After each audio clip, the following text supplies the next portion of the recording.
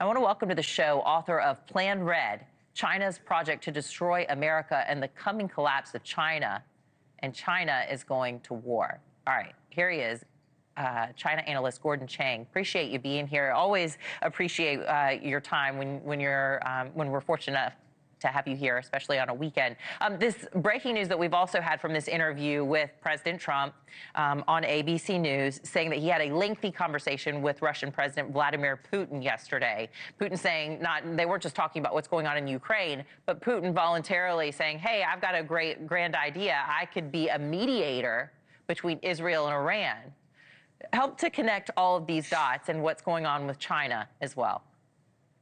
Well, China certainly is supporting Iran because Iran has effectively been China's proxy. China should be considered a combatant in the October 7th war because its support for Iran has been almost across the board, including the supply of weapons. So China right now is facing a very bad situation in the Middle East. You know, Anna, if we go back to March of 2023, it looked like China was going to drive the U.S. out of the Middle East. Now, China is retreating very, very fast because its initiatives have ended up really very disadvantageous for the Chinese. You know, when you put in Putin, who's a Chinese friend, he's not going to be able to broker anything right now. Israel is on the move. The Iranian regime is falling apart. We're seeing regime elements flee the country. This is going to be a complete victory for Israel. It's going to be difficult. It's not over yet. But it doesn't really seem that Iran has any more cards to play.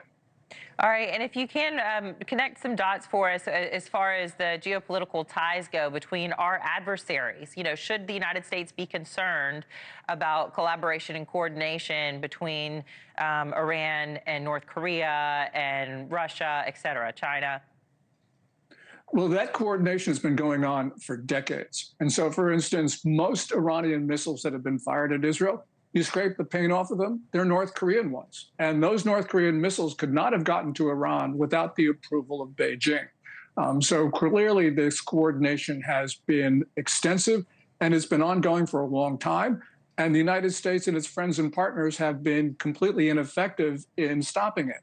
Right now, the Israelis are doing something that the United States could not do, and that is to break those connections. So this is a really good story for us. Yeah. And I believe that Israel is doing a lot of work to establish peace in the region because, as President Trump just said, Iran with a nuclear weapon means no peace in the Middle East.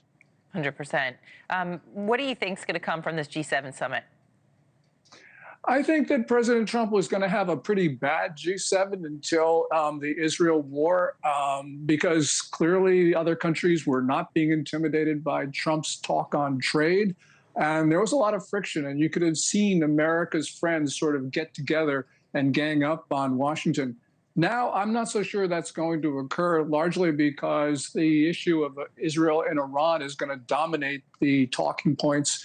And clearly, the United States has been having some effective policy and coordination with Israel, as President Trump has talked about in the last couple of days.